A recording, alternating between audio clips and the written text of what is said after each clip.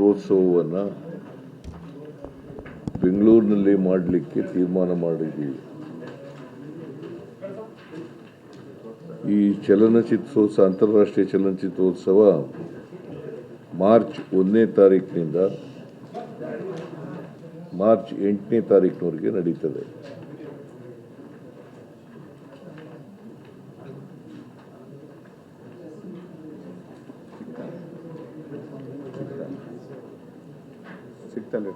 ಈ ಕಳೆದ ವರ್ಷ ನಾವು ಒಂದು ಥೀಮ್ ಇಟ್ಕೊಂಡಿದ್ದು ಚಲನಚಿತ್ರೋತ್ಸವಕ್ಕೆ, ಸಾಮಾಜಿಕ ನ್ಯಾಯ ಅಂತಕ್ಕಂಥ ಥೀಮ್ ಇಟ್ಕೊಂಡಿದ್ದು. ಸಾಮಾಜಿಕ ಕಳಕಳಿಯಿಂದ ಸಾಮಾಜಿಕ ನ್ಯಾಯ, ಎಲ್ರಿಗೂ ಸಮಾನ ಅವಕಾಶಗಳನ್ನು ಒದಗಿಸ್ತಿರ್ತಕ್ಕಂಥ ಥೀಮ್ ಇತ್ತು. ಈ ಸಾರಿ ಸರ್ವ ಜನಾಂಗದ ಶಾಂತಿಯ ತೋಟ ಥೀಮನ್ನು ಇಟ್ಟುಕೊಂಡು ಚಲನಚಿತ್ರೋತ್ಸವ ನಡೀತದೆ. ಸರ್ವ ಜನಾಂಗದ ಶಾಂತಿಯ ತೋಟ, ಇದು ಥೀಮು. ಸುಮಾರು 60ಕ್ಕೂ ಹೆಚ್ಚು ದೇಶಗಳ ಚಲನಚಿತ್ರಗಳು ಈ ಅಂತಾರಾಷ್ಟ್ರೀಯ ಚಲನಚಿತ್ರೋತ್ಸವದಲ್ಲಿ ಭಾಗಿಯಾಗ್ತವೆ.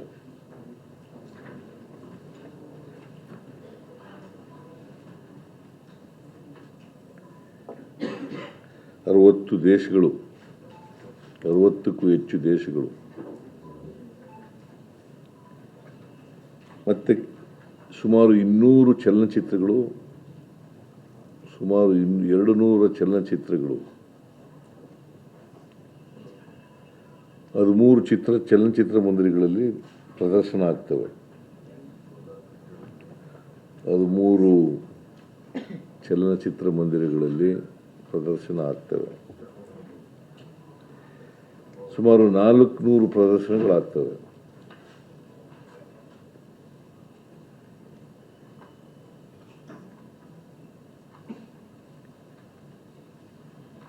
ಬೆಂಗಳೂರಿನ ನಾಗರಿಕರಿಗೆ ಮತ್ತು ಕರ್ನಾಟಕದವ್ರಿಗೆ ಬೇರೆ ಬೇರೆ ದೇಶದ ಬೇರೆ ಬೇರೆ ಭಾಷೆಯ ಚಲನಚಿತ್ರಗಳನ್ನು ನೋಡ್ತಕ್ಕಂಥ ಒಂದು ಅವಕಾಶ ಸಿಗ್ತದೆ.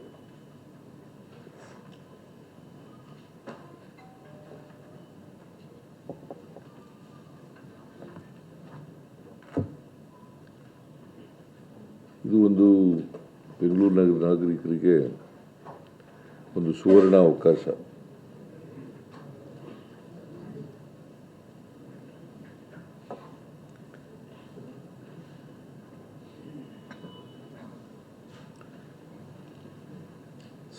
ಇದು 16ನೇ ಅಂತಾರಾಷ್ಟ್ರೀಯ ಚಲನಚಿತ್ರೋತ್ಸವ 2006ರಲ್ಲಿ ಪ್ರಾರಂಭ ಆಯಿತು.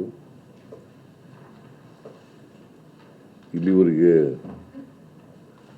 ಪ್ರತಿ ವರ್ಷವೂ ಕೂಡ ಅಂತಾರಾಷ್ಟ್ರೀಯ ಚಲನಚಿತ್ರೋತ್ಸವ ನಡ್ಕೊಂಡು ಬಂದಿದೆ.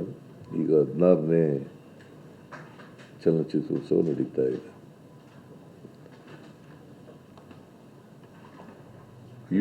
ಕಳೆದ ವರ್ಷ ಸುಮಾರು 7 ಕೋಟಿ ರೂಪಾಯಿ ಖರ್ಚಾಗಿತ್ತು. ಈ ವರ್ಷ ಸುಮಾರು 9 ಕೋಟಿ ರೂಪಾಯಿಗಳನ್ನು ಖರ್ಚು ಮಾಡಬೇಕು ಅಂತೇಳಿ ಸಮಿತಿ ತೀರ್ಮಾನ ಮಾಡಿದೆ.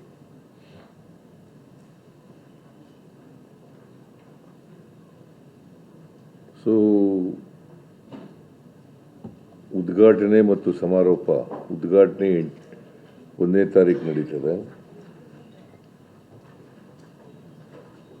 8ನೇ ತಾರೀಕು ಸಮಾರೋಪ ಸಭೆ ನಡೀತದೆ.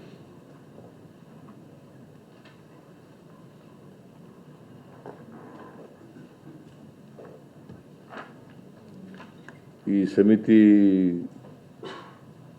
ಸಮಿತಿಯವರು ಯಾರು ಮುಖ್ಯ ಅತಿಥಿಗಳಾಗಬೇಕು ಅಂತೇಳಿ ತೀರ್ಮಾನ ಮಾಡ್ತಾರೆ. ಇನ್ನೂ ತೀರ್ಮಾನ ಮಾಡಿಲ್ಲ, ಅದನ್ನು ತೀರ್ಮಾನ ಮಾಡ್ತಾರೆ. ಉದ್ಘಾಟಕರನ್ನಲ್ಲ, ಒಬ್ಬರು ಸಿನಿಮಾದವ್ರನ್ನ ರಾಯಭಾರಿ ಮಾಡ್ತೀವಿ. ಆ ರಾಯಭಾರಿ ಯಾರು ಅಂತ ಹೋದ್ಸರಿ ನಮ್ಮ ಧನಂಜಯ ಅವರಾಗಿದ್ದರು. ಈ ಸಾರಿ ಒಬ್ಬರನ್ನ ಮಾಡ್ತೀವಿ, ಅದು ಅವರೇ ಸಮಿತಿಯವರೇ ತೀರ್ಮಾನ ಮಾಡ್ತಾರೆ, ನೀವೇ ತೀರ್ಮಾನ ಮಾಡಿ ಅಂತ ಹೇಳಿದ್ದೀನಿ ನಾನು.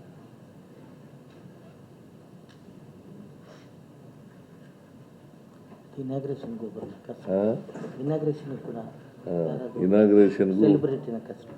ಅದೇ ಅದನ್ನ ನೀವೇ ತೀರ್ಮಾನ ಮಾಡಿ ಯಾರನ್ನ ಕರೆಸಬೇಕು ಅಂತ.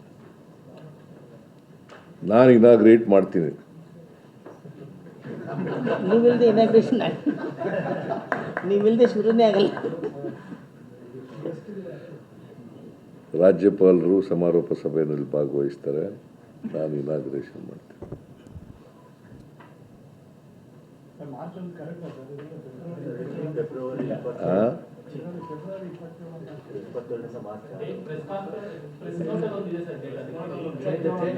ಪ್ರೆಸ್ ನೋಟ್ ಅದು ಸರಿ, ನಾನೇ ಅದನ್ನು ಬದಲಾವಣೆ ಮಾಡಿದೆ. 27ನೇ ತಾರೀಕು ಆಗಲ್ಲ, ಶನಿವಾರ ಮಾಡಿ ಅಂತ ಬದಲಾವಣೆ ಮಾಡಿದೆ. ಶನಿವಾರದಿಂದ ಮುಂದಿನ ಶನಿವಾರದವರೆಗೆ.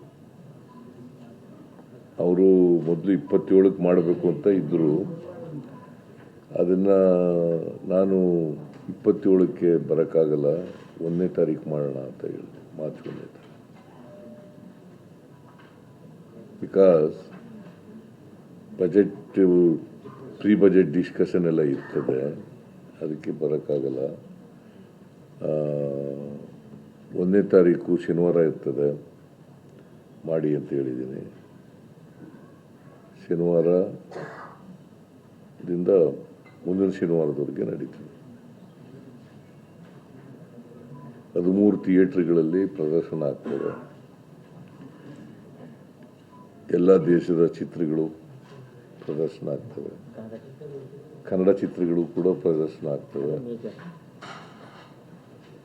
ಬೇರೆ ದೇಶದ ಚಿತ್ರಗಳು ಪ್ರದರ್ಶನ ಆಗ್ತವೆ, ಕನ್ನಡ ಚಲನಚಿತ್ರಗಳು ಪ್ರದರ್ಶನ ಆಗ್ತವೆ. ಸೊ ಪ್ರತಿ ವರ್ಷದಂತೆ ಈ ವರ್ಷವೂ ಕೂಡ ಅಂತಾರಾಷ್ಟ್ರೀಯ ಚಲನಚಿತ್ರೋತ್ಸವವನ್ನು ಕರ್ನಾಟಕ ಸರ್ಕಾರ ಆಚರಣೆ ಮಾಡ್ತಾ ಇದೆ.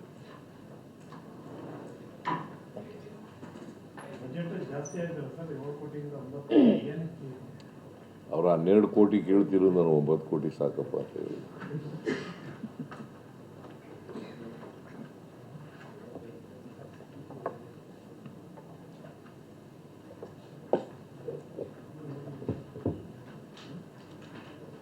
ಯಾಕೆ 2 ಕೋಟಿ ಜಾಸ್ತಿ ಯಾಕೆ ಅಂತ ಸುಮಾರು ಇಲ್ಲ, ನಾವೀಗ ಅಂದಾಜು ಮಾಡಿರೋದು ಇದು. ಇಲ್ಲ, ಹಲವಾರು ಕೆಲಸಗಳು ಒಂದು ಕಳೆದ ವರ್ಷಕ್ಕಿಂತ ಈ ವರ್ಷ 1 or 2 ಸ್ಟೆಪ್ಸ್ ಇನ್ನೂ ಬೇರೆ ಬೇರೆ ಕೆಲಸಗಳನ್ನ ಜಾಯಿನ್ ಮಾಡಬೇಕು ಅಂತ ಅನ್ಕೊಂಡಿದ್ದೀವಿ. ಅದಕ್ಕೆಲ್ಲ ನಮಗೆ ಸ್ವಲ್ಪ ಮೈಕ್ ಆನ್ ಮಾಡಿ, ಈ ಯಂಗ್ಸ್ಟರ್ಸ್ಗೆ ಮೈಕ್ ಆನ್ ಮಾಡಿ ಸಾಧು. ಅಲ್ಲ, ಈ ಸರ್ತಿ ಚಲನಚಿತ್ರ ಅಕಾಡೆಮಿ ಅಧ್ಯಕ್ಷರು ಗೊತ್ತಲ್ಲ,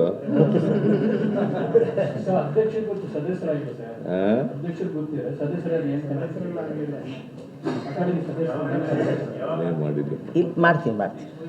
ಅದು ನಮ್ಮ ಡಿಸ್ಕಷನ್ ಬೇರೆ ಜಾಗದಲ್ಲಿದೆ. ಇಲ್ಲಿ ಇನ್ನೊಂದು ಸ್ಟೆಪ್ ಸಮಯ ಇಲ್ಲ. ನಮ್ಮ ವಿದ್ಯಾಶಂಕರ್ ಸರ್ ಹೇಳಿದಂಗೆ ಒಂದಷ್ಟು ನಮ್ಮ ಕಮಿಟಿ ಇನ್ನೊಂದು ಸ್ವಲ್ಪ ದೊಡ್ಡದು ಮಾಡಿ ಸ್ವಲ್ಪ ಕೆಲಸಗಳು 1-2 ಸ್ಟೆಪ್ ಮೇಲೆ ಹೋಗೋಣ ಅಂತ. ಈ ಯಂಗ್ಸ್ಟರ್ಸ್ನ ನಮ್ಮ ಬ್ಯಾಂಗ್ಳೂರು ITBT ಹಬ್ಬ ಆಗಿರೋದ್ರಿಂದ ಈ ವರ್ಚುವಲ್ ವಿಷುವಲ್ಸ್ನ ರೆಡಿ ಮಾಡೋಂಥ ಯಂಗ್ಸ್ಟರ್ಸ್ನ ಒಳಗೆ ತಂದು ಮತ್ತು ಶಾರ್ಟ್ ಕಾಣಬಾರ್ದಾಗ ಹಾಕ್ಬಿಡಿ, ಇದನ್ನು ಎಲ್ರಿಗೂ ಕಾಣೋ ರೀತಿ ಅದೇ ಸರ್ ಕ್ರಿಯೇಟ್ ಮಾಡಿದ್ಮೇಲೆ ಕಾಣಿಸುತ್ತೆ. ಒಂದಷ್ಟು ನಮ್ಮ ಕನ್ನಡ ಸಿನಿಮಾಗಳು ಇನ್ನೂ ಸೇಲ್ ಆಗದಿರೋಂಥ ಭಾಳ ಸಿನಿಮಾಗಳಿದೆ. ಅದಕ್ಕೆ ನೆಟ್ಫ್ಲಿಕ್ಸ್ ಇವನ್ನು ಇದು ZEE5 ಇವ್ರನ್ನೆಲ್ಲ ಕರೆದು ಅವರಿಗೆ ಸಪ್ರೇಟ್ ಒಂದಷ್ಟು ವೇದಿಕೆಗಳನ್ನ ಶುರು ಮಾಡಿ ಅದಕ್ಕೆಲ್ಲ ಸ್ವಲ್ಪ ಪ್ರಿಪ್ರೇಷನ್ಸ್ ಬೇಕು. ಅದಕ್ಕೋಸ್ಕರನೇ ಸ್ವಲ್ಪ ಬಜೆಟ್ ಜಾಸ್ತಿ.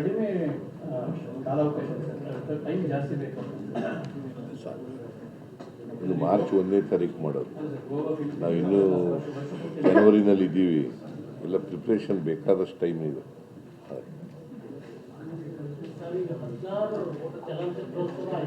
ಸಂದೇಶ ಹೇಗೆ ವಿಶ್ವಕ್ಕೆ ಹೋಗೋ ಕನ್ನಡ ಚಿತ್ರರಂಗಕ್ಕೆ 19ರಿಂದಲೂ ಸಬ್ಸಿಡಿ ಇಲ್ಲ, ಚಿತ್ರರಂಗ ಥಿಯೇಟರ್ಗಳದ್ದು ಒಳ್ಳೆ ವ್ಯವಸ್ಥೆ ಇಲ್ಲ. ಸೊ ಗೌರ್ಮೆಂಟ್ ಆಗಿಲ್ಲ.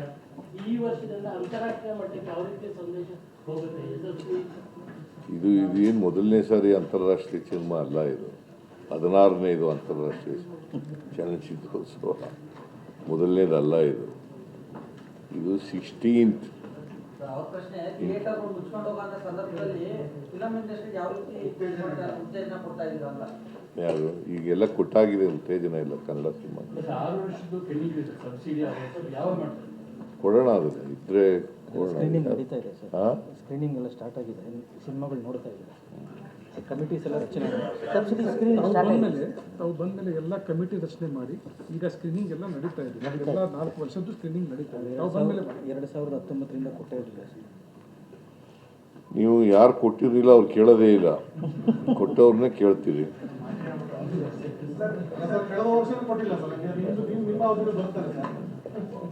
ನಾವೆಲ್ಲ ಕೊಟ್ಟಿದ್ದೀವಿ, ಮಾಡಿದ್ದೀವಿ. 19ರಿಂದ ಕೊಟ್ಟಿರಲಿಲ್ಲ.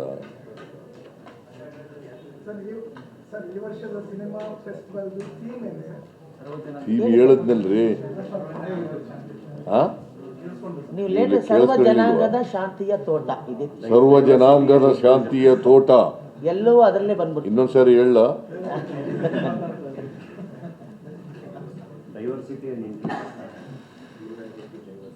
ಸರ್ ಮಿನಿ ಥಿಯೇಟರ್ ನಿರ್ಮಾಣ ಮಾಡೋಕ್ಕೆ ನೀವು ಸಬ್ಸಿಡಿ ಒಂದು ಸ್ಕೀಮ್ ತಂದೆ, ಬಟ್ ಅದು ಇಂಪ್ಲಿಮೆಂಟ್ ಆಗಲ್ಲ ಅಥವಾ ಯಾವ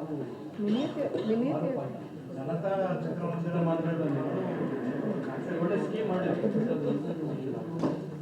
ನೋಡ್ತೀವಿ, ಪರಿಶೀಲನೆ ಮಾಡೋಣ. ಹಾಂ ರೇಟ್ ಬಗ್ಗೆ ಒಂದಷ್ಟು ಪ್ರಪೋಸಲ್ ಎಲ್ಲ ಕೊಟ್ಟಿದ್ರು ಸರ್. ಯಾವುದು ಇಲ್ಲಿ ರೇಟ್ ಅವ್ರ ಜೊತೆ ಮಾತಾಡ್ತೀನಿ. ಎಲ್ಲಿ ಬಂದು ಸರ್? ಈಗ ಮಾತಾಡ್ಬೇಕು ಅವ್ರು ಇನ್ನೊಂದು ಸಪ್ರೇಟ್ ಮೀಟಿಂಗ್ ಮಾಡಿ ಅದಕ್ಕೆ ಸಪ್ರೇಟ್ ಮೀಟಿಂಗ್ ಮಾಡಿ ನಿಮ್ಮನ್ನೆಲ್ಲ ತಿಳಿಸ್ತೀವಿ.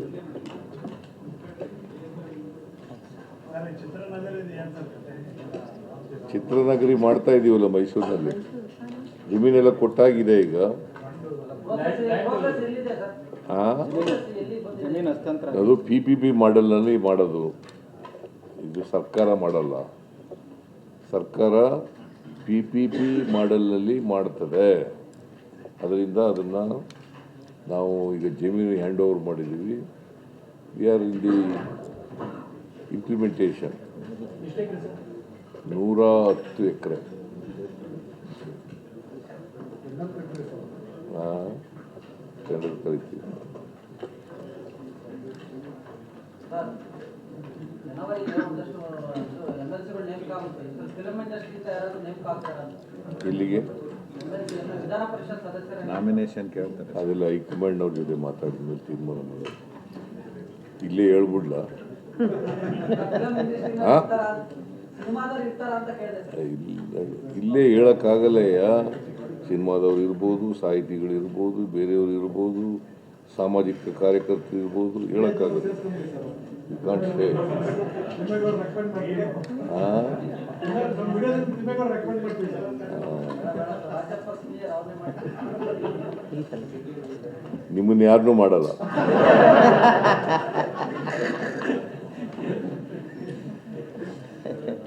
ಸರ್ ಈ ಹಿಂದೆ ಅಕಾಡೆಮಿ ಅಧ್ಯಕ್ಷರು, ಈಗ ನಾ ಹೆಸರು ಹೇಳಿದ್ರು, ಚಲನಚಿತ್ರ ಅಕಾಡೆಮಿ ಅಧ್ಯಕ್ಷರು ಅವ್ರ ಮಗ ನಿರ್ಮಾಣ ಮಾಡಿದ ಸಿನಿಮಾಕ್ಕೆ ಅವ್ರು ಕೊಟ್ಟರು. ನಂಗೆ ಗೊತ್ತಿಲ್ಲ, ಅವ್ರನ್ನೇ ಕೇಳೋದು. ಆ ಥರದ್ದು ಅವ್ರನ್ನೇ ಕೇಳಯ್ಯ. ಅವ್ರಲ್ಲ ಸರ್. ನನಗೆ ನಾನು I am not a party to it. ಆಮೇಲೆ ನಾನು ಅನ್ಕೊಂಬಿಟ್ಟಾರೆ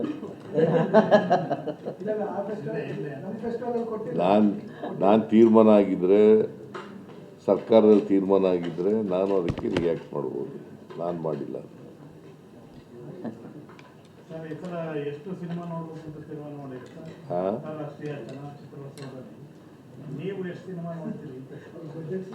ನೀನೆಷ್ಟು ನೋಡ್ತೀಯ ಹೇಳಪ್ಪ. ನಾನೀಗ ಸಿನಿಮಾ ನೋಡೋದೇ ಬಿಟ್ಬಿಟ್ಟಿದ್ದೀನಿ. ನೋಡಿ ಸರ್, ಸ್ವಲ್ಪ ರಿಲ್ಯಾಕ್ಸ್ ಆಗುತ್ತೆ. ನೋಡೋಣ, ಒಳ್ಳೆ ಸಿನಿಮಾ ಬಂದರೆ ನೋಡೋಣ. ನೀವು ಯಾವ್ದಾದ್ರು ಒಳ್ಳೆ ಸಿನಿಮಾ ಇದೆಯಾ?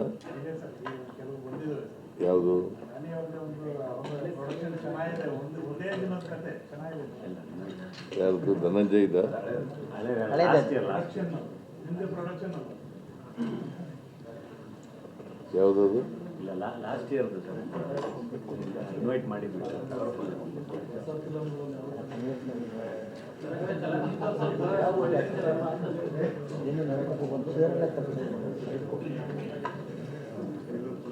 ಎಲ್ರಿಗೂ ಕೊಡಪ್ಪ. ಕಾಲ ಯಾವ ಕಾಲ ಯಾವ ಕಾಲದಲ್ಲಿ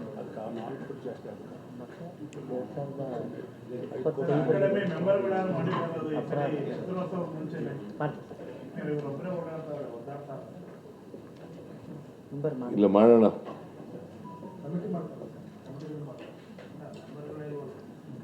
ಮೆಂಬರ್ಗಳೆಲ್ಲ ಮಾತಾಡಿ ಇವ್ರ ಜೊತೆ ಮಾತಾಡಿ ಮಾಡ್ತೀವಿ. ಸರ್, ನಟೋಲಿ ಫಿಲ್ಮ್ ಅಕಾಡೆಮಿ ಎಷ್ಟೋ ಇನ್ನ ನಗರಾಭಿವೃದ್ಧಿ ಪ್ರಾಧಿಕಾರಗಳು ಎಲ್ಲ ವಿವಿಧ ನಿಗಮಗಳಿಗೆ ಡೈರೆಕ್ಟರ್ಗಳೇ ನೇಮಕ ಆಗಿಲ್ಲ, ಕಾರ್ಯಕರ್ತರಿಗೆ ಅಧಿಕಾರ ಸಿಕ್ಕಿಲ್ಲ ಅನ್ನೋ ಅಸಮಾಧಾನದ ಕೂಗು ಕೂಡ ಇದೆ. ನಿಮ್ಮ ಜೊತೆ ಮಾತಾಡಿದ್ರ ಎಲ್ಲ ಕಾರ್ಯಕರ್ತರ ಸ್ವಲ್ಪ ಕಾರ್ಯಕರ್ತ ನಮ್ಮ ಪಾರ್ಟಿ ವಿಚಾರ ನಿನ್ನ ಜೊತೆ ಮಾತಾಡಿದ್ರು. ಕಾರ್ಯಕರ್ತರು ಮಾತಾಡೋದು ನೀವು ಬೆಂಬಲ ತರ್ಬೋದಲ್ಲ. ನಾನು ಆಯ್ತಪ್ಪ, ಕ್ರಮಕ್ಕೆ ತಂದಿದೆಯಲ್ಲ.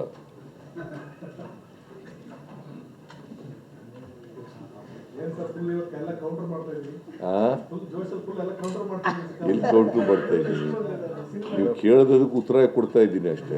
ಅಲ್ಲ ಸರ್, ಸರ್ ಡಿನ್ನರ್ ಮೀಟಿಂಗ್ ಆದ್ಮೇಲೆ ಫುಲ್ ರಿಲ್ಯಾಕ್ಸ್ ಮೂಡಲ್ಲಿ ಇದ್ದೀರಾ ಅಂತ. ಡಿನ್ನರ್ ಮೀಟಿಂಗ್ ಆದ್ಮೇಲೆ ಫುಲ್ ರಿಲ್ಯಾಕ್ಸ್ ಮೂಡಲ್ಲಿ ಇದ್ದೀರಾ ಅಂತ. ನಿಮಗೆ ನಾವು MLAಗಳು ಮಂತ್ರಿಗಳು ಊಟ ಮಾಡೋದೇ ಒಂದು ದೊಡ್ಡ ಸುದ್ದಿ ಆಗ್ಬಿಟ್ಟಿದೆ. ಏನು ಮಾಡೋದು? ಅಲ್ಲಿ ರಾಜಕೀಯ ಏನೋ ಮಾತಾಡ್ತಾರೆ, ನೀವು ಬಂದು ಕೂತ್ಕೊಳ್ಳಿ, ಊಟಕ್ಕೆ ಬಂದು. ನನಗೆ ಕರೆದಿದ್ದವರು ಸತೀಶ್ ಜಾರಕಿಹೊಳಿ, ಅವನಿಗೆ ಕೇಳಿ ನಮ್ಮನ್ನ ಯಾಕೆ ಕರೀಲಿಲ್ಲ ಅಂತ.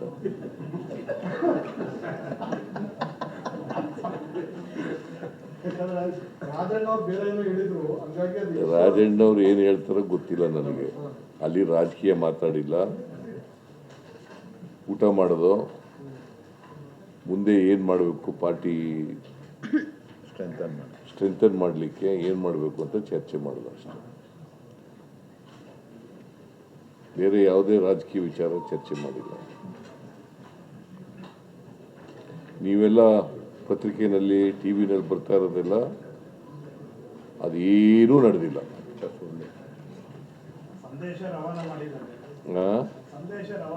ಇಲ್ಲಿ ನೀವು ಊಹಿಸ್ಕೊಂಡ್ರೆ ಏನು ಮಾಡೋದು? ಈ ಊಹಾ ಪತ್ರಿಕೋದ್ಯಮ ಇದೆಯಲ್ಲ, ಭಾಳ ಡೇಂಜರು.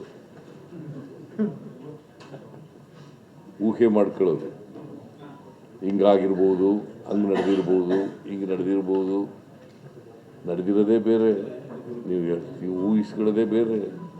ಏನು ಮಾಡೋಕ್ಕಾಗಲ್ಲ. ಮುಂದಿನ ದಿನಗಳಲ್ಲಿ ಪೂರಕವಾಗಿ ಬೆಳವಣಿಗೆ ಆದರೆ ಯಾವ ಬೆಳವಣಿಗೆನೂ ಆಗಲ್ಲ.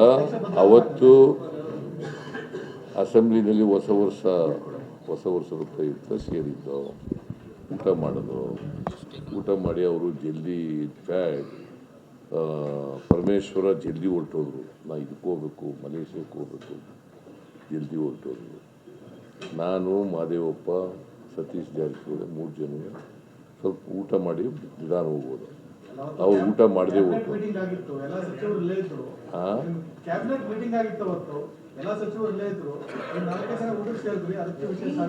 ಯಾರನ್ನ ಕರೆದಿರ್ತಾರ ಅವ್ರು ಊಟಕ್ಕೆ ಹೋಗ್ಬೇಕಲ್ವಾ? ಕರೀದಿದ್ದವರೆಲ್ಲ ಹೋಗ್ಬೇಕಾ? ಯಾರನ್ನ ಕರೀತಾರ ಅವ್ರು ಊಟಕ್ಕೆ ಹೋಗ್ಬೇಕು ಅಲ್ವಾ? ಮತ್ತೆ ಅವ್ರನ್ನ 4 ಜನ ಕರೆದಿದ್ರು, ನಾವು 4 ಜನ ಹೋಗಿದ್ದು.